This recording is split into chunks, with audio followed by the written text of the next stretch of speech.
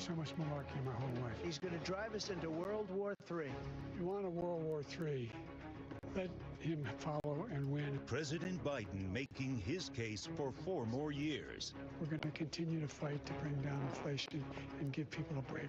Former President Trump fighting to win the White House back. We're in a failing nation, but it's not going to be failing anymore. We're going to make it great again. In the biggest event yet of the 2024 election. He caused this inflation. I gave him a country with essentially no inflation. There was no inflation when I became president. You know why? The economy was flat on its back. If he wins this election, our country doesn't have a chance, not even a chance, of coming out of this rut. We're the most admired country in the world. We're the United States of America. There's nothing beyond our capacity. Reporting tonight from the spin room at the first.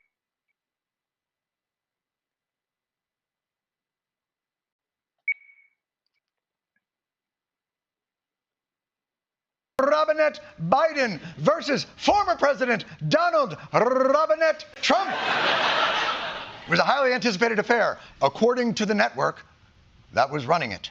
The first Biden-Trump debate a little over 1 month away, right here on CNN. We are less than 2 weeks away from the first presidential debate. Just 1 week from today. Welcome to the first workday of the most important week of the presidential campaign. 3 days and counting. Just 2 days now. About 30-ish hours. Just over 24 hours. 12 and a half hours. Say the words. It's debate day in America. The candidates must have been so excited to know that they haven't missed it. I imagine old man Biden opening his window and shouting at the street below, "You there, boy! What day is today?" "Why, it's debate day, sir." "Then there's still time. Prepare the debate goose." Prior to the event, what did the political class believe would be the criteria for each candidate to be successful in the debate? First, Donald Trump. Trump has to show that he's not going to end democracy. Don't respond in a way that the suburban mothers wouldn't like. Don't interrupt Joe Biden. Don't take the bait. Don't look like a bully. Don't get angry. Portray normalness. Can't you just pretend to be normal for 90 minutes? How is that advice for a presidential debate and not what you would say to your parents when you bring home a date for the first time? Can you not talk about January 6th? And please don't do your Asian voice. I really like this girl. But that's Trump. Surely the expectations on President Biden will be higher. He absolutely cannot have a senior moment, a physical or verbal stumble, him forgetting something. Any of his kind of freezing moments, stay alert, to stay engaged, and to stay awake. President Biden has to show that he can stand there for an extended period of time. Remain upright.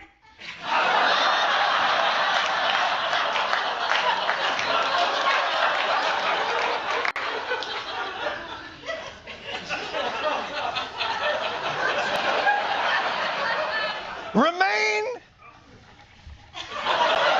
upright. To be president. You know, I may be mistaken, but I believe those are the same qualifications needed to be scarecrow. Tonight, the president must show the country that he can keep our corn safe.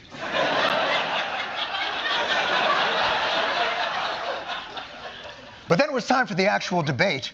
And let's see how it began. Both men came out and, oh, yes, okay. And then, of course, both men are ambulatory. They are both upright. Level 1 cleared. It's going to be an important discussion between two important men. What are the rules? We want to share the rules of the debate with the audience at home. Each candidate will have 2 minutes to answer a question and 1 minute each for responses and rebuttals. What can you do in 2 minutes? I can't even articulate what's wrong with your entire setup to this debate. An ad break to watch a Hulu show is 3 minutes. What can you do in 2 minutes? But all right, well, that's going to winnow out anything that might be interesting or substance. But let's begin. We know the bar that's been set up for each to pass. Biden has to not look old and not have a senior moment. Go. making sure that we're able to make every single solitary person eligible for what I've been able to do with the COVID, with dealing with everything we have to do with, look, if we finally beat Medicare. Thank you, President Biden.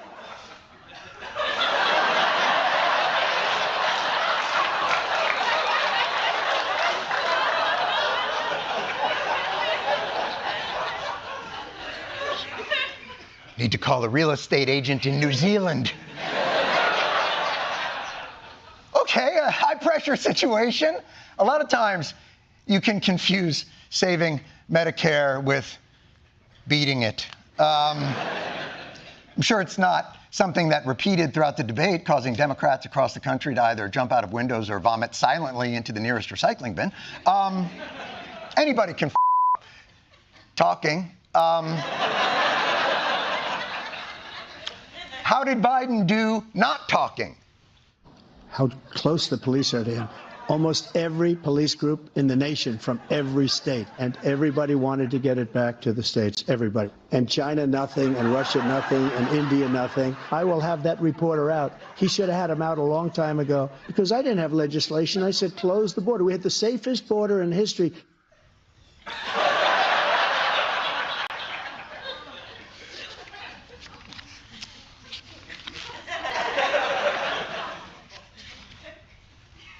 Not great. But a lot of people have resting 25th Amendment face.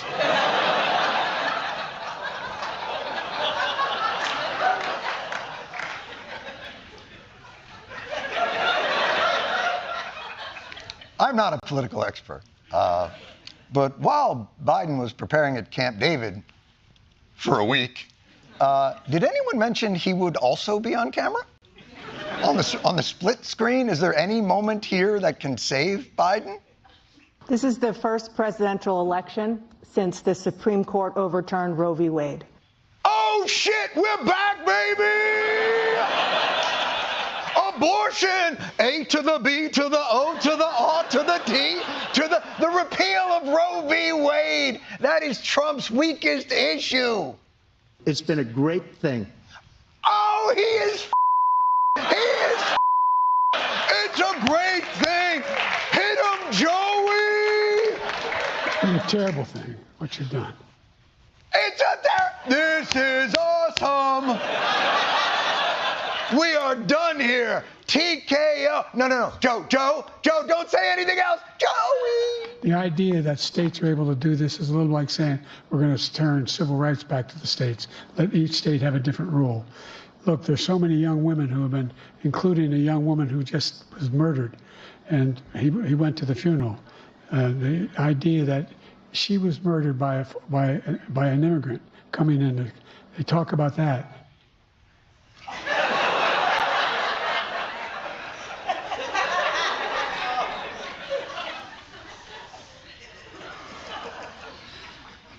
Did you just immigration abortion?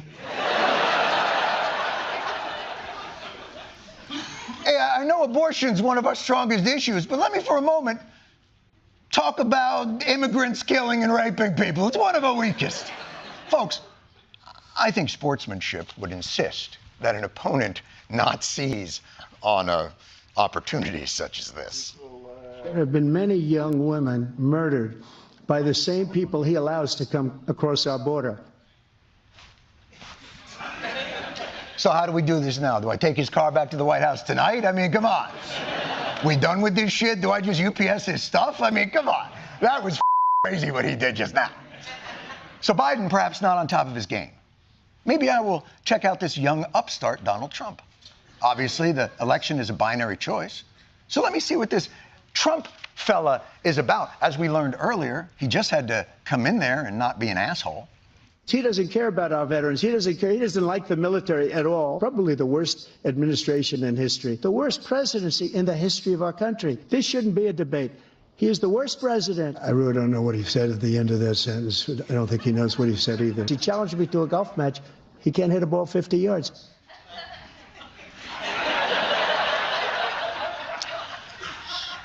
does not appear to have passed the asshole test. See me after debate.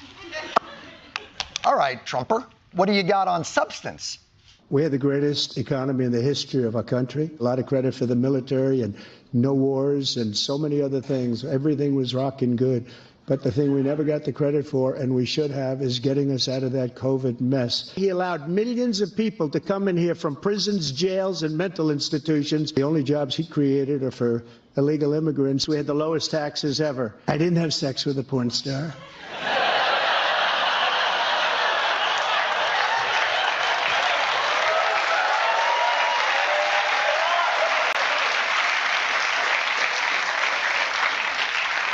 She was a porn character actor at best.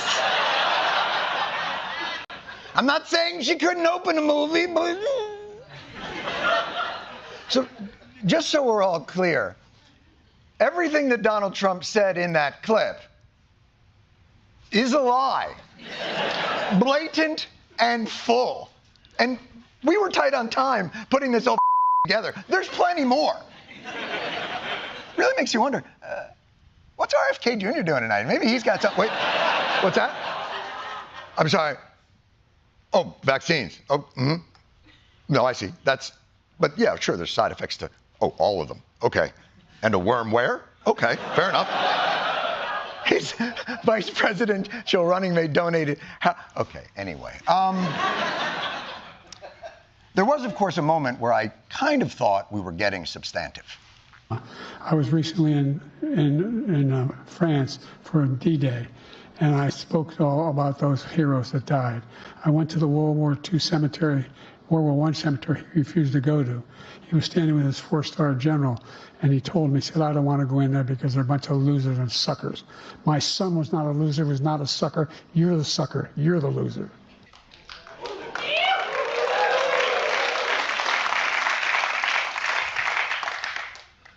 Shit just got real. First of all, that was a made-up quote. A made-up quote, which I think in Trump land means, that's a real quote. That's a quote. But this is about our nation's veterans, foreign policy. This is important to Biden. Come on, brother. 4-star general standing to your side who was on your staff who said you said it, period. We've done more for veterans than any president has in American history. The only sacred obligation we have as a country is to care for our veterans when they come home and their families and equip them when they go to war. That's what we're doing. That's what the VA is doing now. They're doing more for veterans than ever before in our history. All right, thank you so much. Let's move to the topic of foreign policy. Wait, what? Move on? No, we don't move. Stay on that topic. Not move on, Dot. No, don't go moving on. Who came up with these dumbass rules? And why would any of these people agree to them? The one thing that we did prove tonight is that the MAGA conspiracy theory about Biden's upcoming debate performance was nonsense. A little before debate time, he gets a shot in the ass. They are giving the president some sort of a stimulant, an ADD drug, Adderall, Ritalin. New drugs that are out there that are specifically for Alzheimer's or Parkinson's. A lot of caffeine pills. B12. Debate Viagra. Well, certainly there are drugs that can be used to energize a person in that state.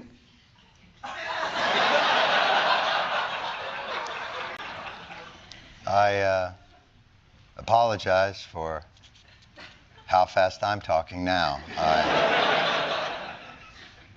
I'm on those drugs.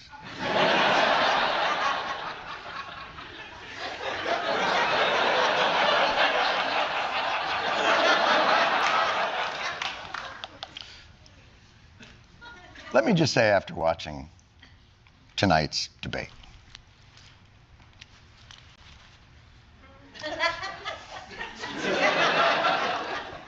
both of these men should be using performance-enhancing drugs. I'm sorry. Both. As much of it as they can get, as many times a day as their bodies will allow. If performance-enhancing drugs will improve their lucidity, their ability to solve problems, and in one of the candidates' cases, improve their truthfulness, morality, and malignant narcissism, then suppository away. Guess what, everybody? They should be taking whatever magical drugs can kick their brains into gear, because this ain't Olympic swimming. You know what I'm saying? Oh, he solved the Middle East, but he was doping, so it doesn't count. There's going to be an asterisk next to his presidency.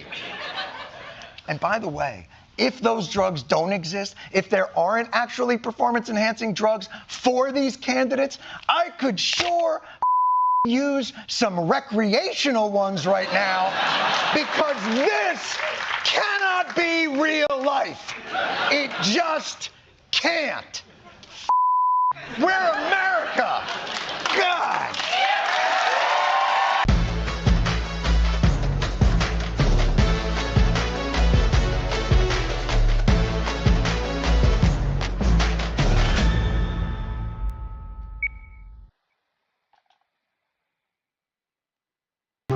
He's going to drive us into World War III. You want a World War III, let him follow and win. President Biden making his case for 4 more years. We're going to continue to fight to bring down inflation and give people a break. Former President Trump fighting to win the White House back. We're in a failing nation, but it's not going to be failing anymore. We're going to make it great again. In the biggest event yet of the 2024 election. He caused this inflation. I gave him a country with essentially no inflation. There was no inflation when I became president. You know why? The economy was flat on its back. If he wins this election, our country doesn't have a chance, not even a chance, of coming out of this rut. We're the most admired country in the world. We're the United States of America. There's nothing beyond our capacity. Reporting tonight from the spin room at the first presidential debate in Atlanta, here's Tom Llamas. And good evening. Thank you for staying up with us after that fiery first presidential debate. We are in the spin room right now, live in Atlanta, post-debate, surrounded by supporters and insiders from both campaigns. I actually want to go down to the spin room floor right now because something interesting has happened. Over the last 30 minutes, right, the Biden-Harris campaign has finally come out to the spin room. They're finally answering questions. It took them a while. Usually in these situations, right after the debate, your campaign team comes out and they have a unified message, right? My candidate won, here's X, Y, and Z. What we saw right after this debate was Team Trump had surrogates all over the place coming out to the spin room floor, essentially attacking President Biden, attacking his mental fitness, attacking pretty much everything he said during the debate. And it took about 30 minutes for the Biden-Harris team to finally come out here. Now we have Senator Warnock, now we have Governor Gavin Newsom, and we have other Biden-Harris spokespeople. I do want to point that out because I think that was an important point coming out of this debate right after. Going back to what we saw, right, after President Biden and former President Trump battled it out there on the debate floor, for this election cycle, over those 90 minutes, the two candidates were trading blows over each other's policies and personalities, both accusing the other of being the worst president in history and taking the U.S. economy, an issue at the top of mind for voters, and tanking it. Both blamed each other for that. Former President Trump repeatedly slamming President Biden for what he calls a crisis at the southern border. He also criticized Biden's handling of the wars in both Gaza and Ukraine. But one of the worst moments for Biden tonight when he lost track of what he was saying in the middle of an answer about Medicare. Making sure that we continue to strengthen our healthcare system, making sure that we're able to make every single solitary person eligible for what I've been able to do with the COVID, with dealing with everything we have to do with, look, if we finally beat Medicare. Trump later questioning Biden's ability to respond to those questions. And I'm going to continue to move until we get the total ban on the total initiative relative to what we're going to do with more Border Patrol and more asylum officers. President Trump? I really don't know what he said at the end of that sentence. I don't think he knows what he said either. Now, two sources telling NBC News President Biden has a cold. You could clearly hear that during his debate performance, especially when he started. Biden did get his own daggers in, including the moment he brought up Trump's criminal conviction. How many billions of dollars do you owe in civil penalties for molesting a woman in public, for doing a whole range of things, of having sex with a porn star on the night while your wife was pregnant? I didn't have sex with a porn star. All right, we want to go to some live pictures right now. We understand we have President Biden has gone to a watch party here in Atlanta post-debate. Let's listen in. No one's close. Nobody's close. But let's keep going. See you at the next one. God love you all. Heading to North Carolina.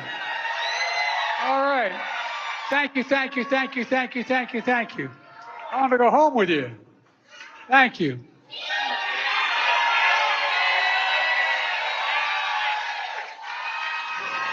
All right. We were just listening to President Biden right there at his post-debate watch party, trying to fire up the crowd there. I want to get right over to our chief political analyst, NBC's Chuck Todd. Chuck, this was quite the debate for a variety of reasons. It was a debate unlike any other we've seen. I want to get your analysis immediately right after this debate and what it means. Look, we began this conversation before this debate. You know, one of the things was, would either candidate look like the caricature that the other campaign has been trying to paint of him? And at the end of the day, Joe Biden looks like the caricature that conservative media has been painting. And there were no clips tonight, right? This was, you saw it before your eyes. Look, I don't want to just tell you what I think here, Tom. I've been talking to a lot of leaders in the Democratic Party, electeds, coalition leaders. There's a full-on panic about this performance. Not like, oh, this is recoverable. It is more of a, okay, he's got to step aside. There's a lot of that chatter. This is about as bad of a performance in order to that Biden could have delivered if his goal was to try to sort of calm the waters among Democrats. I mean, look, there was a poll just out earlier this week that showed, you know, a lot of Democrats, it's not just elected Democrats, rank and file Democrats are both supportive of Biden but think he should not be seeking a second term. I have a feeling we're going to see more polling on this, and we're going to see that number even higher. But the panic level, particularly among elected Democrats who have to share the ballot with him, there's a full-on panic tonight. Maybe they'll get calmed down in the morning, but there's going to be there's a lot of chatter among donors tonight, a lot of chatter among major elected leaders tonight. Again, if the Biden campaign needs to, they have a lot of calming calls that they're going to have to start making, or they may see this get momentum publicly, and I don't know if they can stop that. Well, Chuck, and I want to ask you about that, because if you open up any news website right now and you see the headlines are exactly what you're talking about tonight. Yep. So if you're a Democratic voter, if you're somebody who's going to vote for this party, and now you're confused because you hear your party leaders are concerned as well, walk our viewers through what potentially could or could not happen. I mean, is he going to run no matter what? Is this conversation too early to have? And is there a process in place where Democrats can get together? And if he's not their guy, is there enough time to find somebody else? Well, look, I mean, this was always one of the interesting timing of this debate was always that, oh, this is intriguing. The Biden campaign wants a debate before you pass the last exit for gas, meaning before the Democratic convention. If Joe Biden decides he does not want to seek this nomination, he can release all his delegates. And then it basically becomes an open convention. And we haven't had a real open convention really since 1952. So, and that becomes a whole, you'd probably have the vice president. You might have a couple of governors. You might have the home state governor in Illinois, who's the host of the convention, wanting to follow in the footsteps of an Illinois governor in 1952, who was able to gather that nomination in Adlai Stevenson when the convention decided to hand it to him. But it all begins with Joe Biden would have to agree to do this. And you don't walk away from these things. They're going to fight. I mean, you feel a little bit of the fight tonight. They're trying to say, look, he was thrown off a little bit at the beginning. I don't know how you're thrown off, that you're surprised that inflation is the first question, but that's their excuse. Chuck, maybe that'll be enough to calm the waters. I don't buy it. And I'll tell you this, Tom, I think there are two public Democrats to be watching for and to see if they say anything. Because I think there are two Democrats who, if they went public with this, I don't know if Joe Biden could stop the freight train. One would be Nancy Pelosi, and the other would be Barack Obama. And I think those are the two most influential Democrats right now in this process, in this party, and where this could end up going. Well, Chuck, it's interesting you say that because the two of them have been some of his biggest supporters to date, right? And you're right, his strongest voices to date. I do want to ask you something. Do you think it was a bit of political malpractice by his staff to announce midway into the debate that he had a cold and not let people know that early on so they could have lowered the bar so people could have been ready for what we saw of Joe Biden in the beginning? You know, and again, it could be spin, it could not be true, but listen, this is what we're hearing from the Biden campaign.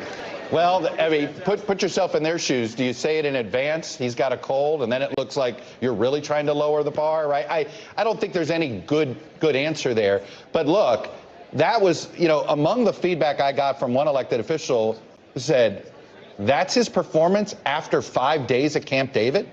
That's after rest? So I do think, frankly, the campaign had to come out with some explanation because I guess the cold is what they got to hang their hat on this. Chuck, we thank you for that analysis. I want to get over to Steve Kornacki. Steve, you run the numbers for us, but you also have great political insight. Where could a performance like this for President Biden hurt him the most, right? With what voters? Which voters are concerned about his age? Well, look at it this way, just in terms of the numbers. There was a poll that came out just 24 hours before this debate from the New York Times and Siena, and they asked the question this way when it came to age. They said, with each candidate, is age such an issue, in your view, that the candidate is incapable of handling the job of being president? That question was asked, and 45% of voters in that poll said that Biden's age, this is before the debate, was such that he could not handle the presidency. The number for Trump was only 16%. So coming into this debate by a 3-to-1 margin, that's what the concern level was when it came to Joe Biden, his age, and the presidency. So the first question, obviously, is it's going to take a few days here, probably about a week or so, to get some really good poll numbers in response to this. But does that number radically increase as a result of this? Because it's been one of the features of this campaign has been that Biden and Trump are only 4 years apart in age, but there has been this tremendous gap when it comes to concern about their age. The opportunity that Biden had tonight, obviously, was to allay those fears.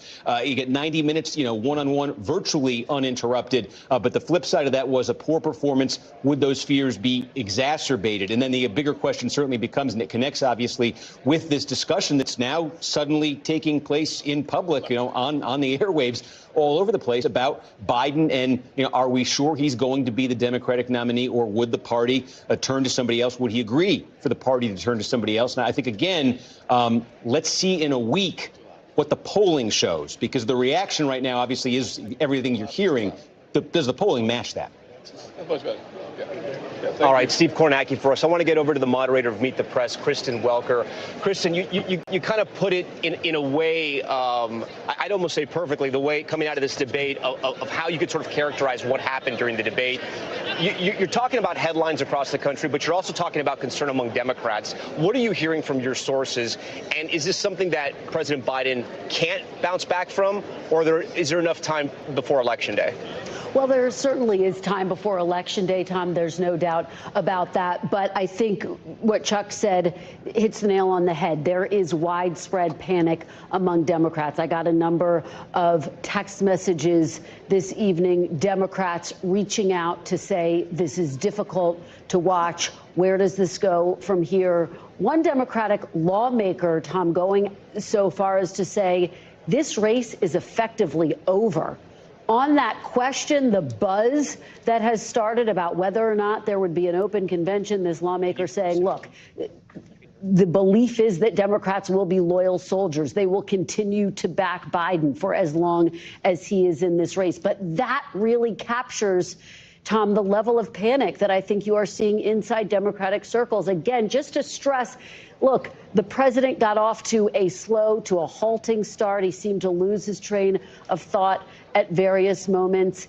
He seemed to give Trump openings when there weren't any. He was talking about abortion and pivoted to the issue of immigration, which allowed Trump to just get in there and then, of course, level his number of attacks, many of them unsubstantiated, against the president. I was talking to one Democrat who said when the president was speaking from his heart, that's when you saw the most fire and fury. That's when he was on the steadiest ground. But when he was trying to recall facts and figures and give lists of stats, that's when it seemed like he was struggling the most. And so Democrats who were watching this as it went on thought that he did pick up steam when he was talking about veterans, when he was talking about foreign policy, Tom. But again, you also saw Trump barrel forward, unleash really a torrent of mistruths that went unfact-checked. And this is where, and you and I have been talking about this throughout the night, the format of this debate comes in. The fact that the mics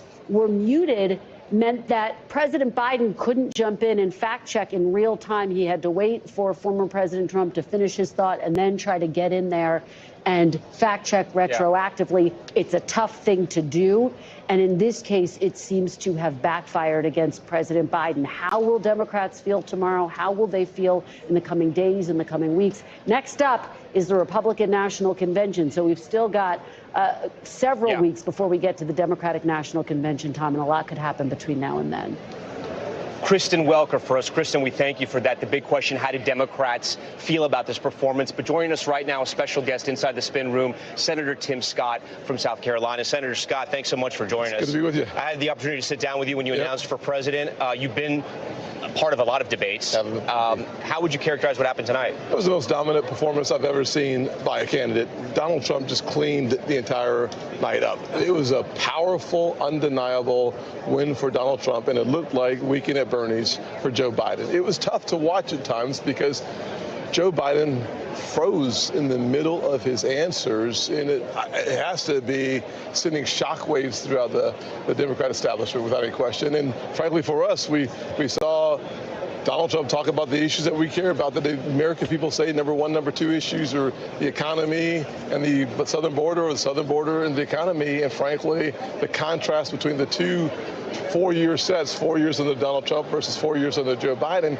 could not be more clear on those issues. Yeah, I do got to push back a little bit. Was it as a powerful performance for former President Trump, or was it just a very bad night for President Biden? Listen, I thought Donald Trump stayed on the topics that the American people care about. They care first about the southern border and the national security threat that is our southern border, and they care about the pocketbook issues. On those two issues, there's no question that Donald Trump was dominant. Joe Biden had a bad night, a really bad night. You know it's a bad night when your camp starts putting out that he has a cold before the debate's even over, trying to lower expectations. He's been at Camp David for a week trying to figure out how to have a strong performance. That was a terrible performance. This debate at times, though, did get, I don't think there's a better word than silly, right? When they were comparing golf scores and golf swings. Is that what the American people wanted? Did that help anybody else? Well, listen, I think we saw an absolutely strong debate performance when we were talking about the issues. Listen, the American people want to know about how do we solve the crime that is ravishing poor neighborhoods like the one I grew up in. They want to know how do we solve the problem of inflation making so many things unaffordable. When we're talking about the issues, when both candidates stay on the issues, the American people get to say, do I want this guy to be my president or that one? And the answer was Donald Trump. And frankly, I've been hearing it all night, whether you're Republican or Democrat or independent, you just know there's something wrong on the debate stage with Joe Biden's performance. President Trump made some bold claims saying that he could end the war in Ukraine and get Wall Street Journal reporter 𝗵𝗂𝗀𝗄𝗃 back out of Russia before he was even inaugurated. He's making those claims and he's telling that to the American people. How is that even possible? Listen, I hope that it is possible. But how is it possible? Listen, ask Donald Trump, not me. But what I can tell you is that the American people are very interested in how do we stop 70,000 Americans from losing their lives to fentanyl? Why is it that today under Joe Biden, every single county in America is a border county? We deserve better.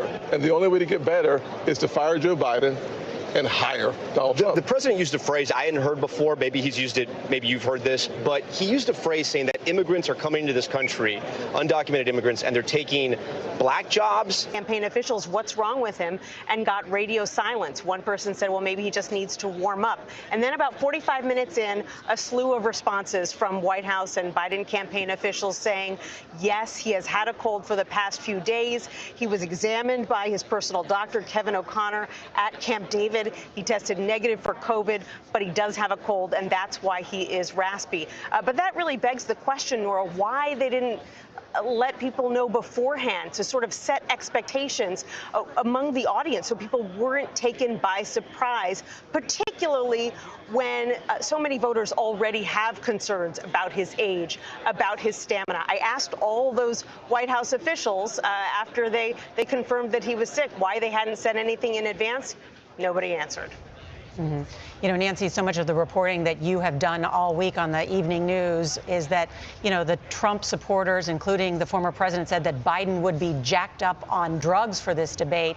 But he really sounded like he needed some cold medicine to take before this whole event so that he could make some of his points. It was difficult to even hear him on some of the exchanges. Nancy Cordes, thank you. And ahead, our own chief Washington correspondent, Major Garrett, is going to fact check some of the candidates' claims tonight. I know we're talking a lot about style, but there was also a lot of substance. And why didn't the candidates talk more about the future? You're watching CBS News.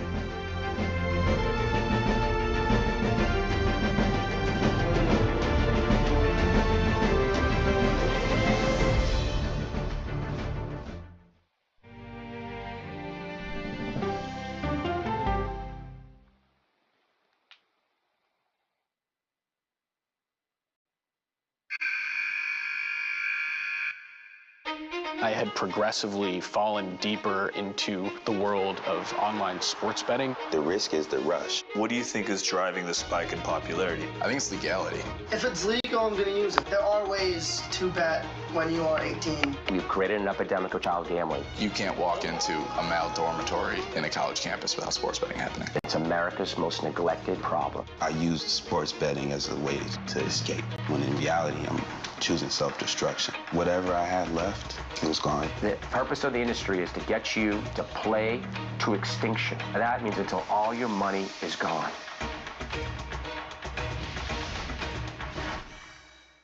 When you wake up in the morning, we want to be your go-to team. On our places, bright, shiny faces. I don't go to work in the morning. I go for coffee with my two good friends, and we talk about books and in front of the voters. Tonight, along with Aaron Burnett, the first word on what those voters might make of it from our political professionals, from our CNN Flash Poll and Swing State Focus Group. We'll be talking to surrogates, including Vice President Harris, getting fact checks from our Daniel Dale, and new reporting from inside both campaigns. With me here, CNN political commentator Scott Jennings, Kate Bedingfield, David Urban, Van Jones, Alyssa Farr Griffin, and Newsnight anchor 𝗵𝗲𝗻, and David Axelrod, and CNN chief national correspondent John King. John, let me start with you. Your thoughts.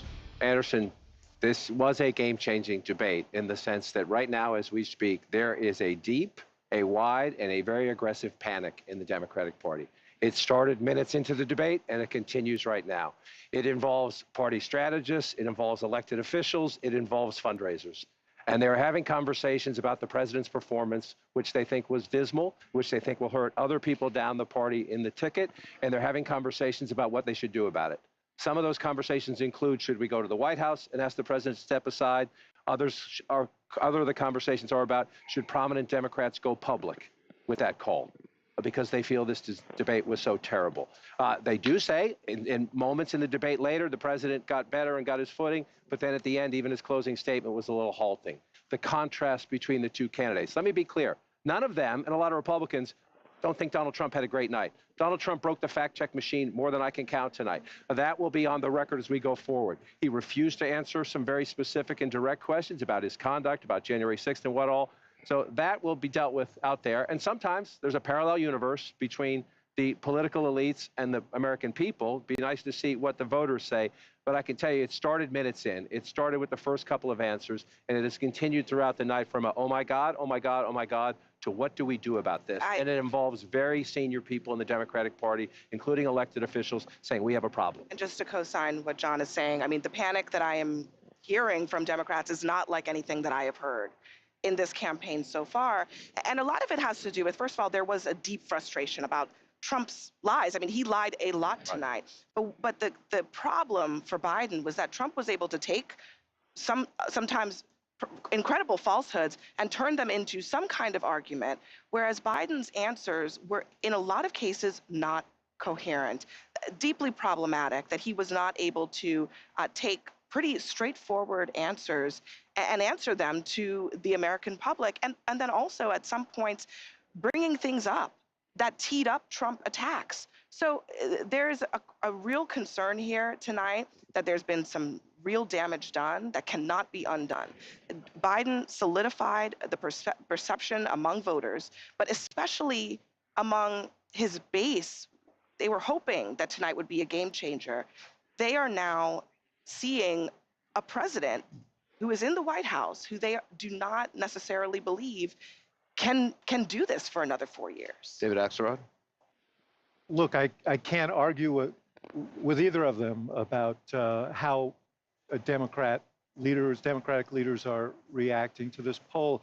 We said at the beginning that each person had a fundamental goal, and for Biden, that goal was to appear energetic, engaged, and look like someone who is capable of serving for another 4 years for president. That was job number one. I actually think he scored a bunch of points. I think if you just judge this on sort of policy stuff, he did score a bunch of points on issues like abortion, for example, on some of the economic issues. But there is a feeling, I think there was a sense of shock, actually, at how he came out at the beginning of this debate, how his voice sounded.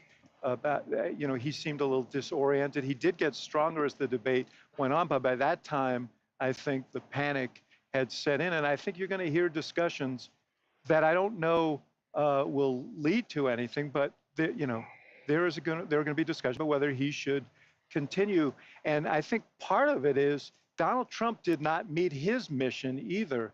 He could not resist the temptation to be nasty, to prevaricate about a whole bunch of things, about his own record, about Biden's record, and to seem petty and small at times. So what you saw was a candidate who's deeply vulnerable and a president who may not be able to take advantage of it. Listen, if anybody in America thinks that was even close to being an okay debate by Joe Biden, I'm living in a parallel universe.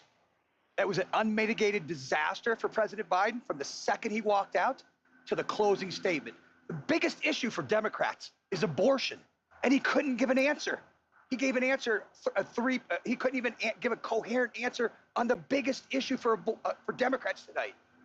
I've heard from leading Democrats across the United States, elected governors, congressmen, who are texting me and saying, I'm worried I'm going to lose if Joe Biden's at the top of the ticket. Bob Casey, I promise you tonight, in the state of Pennsylvania, is thrown up in his mouth because he knows that if he's got to stand next to Joe Biden, he's going down in Pennsylvania. If he's on the ticket, I don't know how it's going to work. Yeah, look, it was a really disappointing debate performance from Joe Biden. I don't think there's any other way to slice it. His biggest issue that he had to prove to the American people was he had the energy, he had the stamina, and he didn't do that. And so I think that is of concern, and I think for a lot of Democrats that's very disappointing. I will say Donald Trump also had some really rough moments in this debate, and talking to the Biden campaign, they say their dials started really moving away from Trump as he was increasing his personal attacks on Biden. So I think there was a lot about his kind of character and the kind of personal nastiness that he was putting on display, that doesn't help him with the swing voters that he needs. And I also think you saw him continue to get sort of more and more animated across the course of the debate and, give some really problematic answers about January 6th, some really problematic answers about Putin. So, Donald Trump did not get off scot-free tonight by any stretch. But look, there is no two ways about it. That was not a good debate for Joe Biden. Ben? That was painful. I love Joe Biden. I work for Joe Biden. He didn't do well at all. He did not do well at all. And he looked, I'll give you the analysis, you kind of have the old man versus the con man. I can walk you through how I'm supposed to see it and say it, but I just want to speak from my heart. I love that guy. That's a good man. He loves his country. He's doing the best that he can. But he had a test to meet tonight to restore confidence of the country and of the base, and he failed to do that. And I think there's a lot of people who are going to want to see him consider taking a different course now.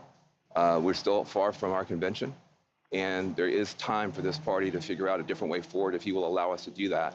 But that was not what we needed from Joe Biden, and it's personally painful for a lot of people. It's not just panic, it's pain of what we saw tonight. And if I may just add to that, I think Joe Biden lost in the first 3 minutes. I think a lot of voters probably tuned out, and millions of people are having conversations with their families, with their friends, of if the president is up to the task and if he should step aside. And I'm someone who believes the former president is a threat to democracy. I think he is a threat to the America as we know it. He wants to fundamentally change our institutions. He has laid out what his plan is. I am not confident that that is the man to take him on. You cannot tell me democracy is on the line and then give that performance tonight. If, based on that, in 18 weeks, Donald Trump will be the president-elect. The people doing focus groups tonight, and we'll see if our style group with Laura Coates confirms this, say that Biden actually scores pretty well on the issues when he's talking about the substance. And Trump's numbers went down both because he was ducking questions, he was lying about some things, and he was refusing to answer. And some of it was the tone. They don't like him. So when you see that, when you see sort of the statistics, you're going to look at like, oh, that's a mixed bag. But to Vance's point about the president's performance, that's what caused the panic. So the question is, and my question actually is, what happens? Because it's a great political strength of Joe Biden is his resilience and his stubbornness. It's also sometimes a blind spot because he is so stubborn. It's going to be very hard to someone, and I don't know who it is, who could go to Joe Biden and say, you need to do this, number one. And the question is, again, like, I'm just telling you, to Abby's point, I've been doing this for 30-something years, going on 40 years, and I have never, ever had what happened on this thing tonight happen in the middle of a debate. It started early, and it continued. And to Van's point, Van made a very important point. These are people who love Joe Biden, who credit Joe Biden for kicking Donald Trump out of the White House. They're Democrats. The Democratic Party is a very diverse party. It fights about a lot of things. It has generational issues. It's had regional issues and everything else. The thing that unites the Democratic Party is trying to keep Donald Trump from getting back into the White House. They love Joe Biden for kicking him out. They don't want him back. They came into this debate nervous that Biden was in a weak position. They leave this debate panicked. John, if you love the guy, how could you put him out there? That's hard. If you love him, if you love Joe Biden, if that was my father, you don't put a guy in that situation. It's a great point. These guys know this better. These guys know this better because they talk to them. There's this legacy in the Democratic Party. You don't challenge the incumbent because when it's happened in the past, they haven't beaten the incumbent, and then the incumbent has lost the general election. It was actually Donald Trump that helped make Joe Biden the nominee because there was a feeling that if there were a primary, that would weaken, that Biden would probably win, but it would weaken him in a general election. And so there were people who could have run and didn't run because the history of that is bad. The point is now he is the nominee of the Democratic Party. This isn't the 60s, okay? Voters choose the nominee. He is the nominee. Only he can decide whether he's going to continue. And as you point out, and as Kate knows very well, this is a guy with a lot of pride and who believes in himself. And the idea that he's going to say, you know what, I had a bad debate, I think I'm going to walk away from this, I find it hard to believe.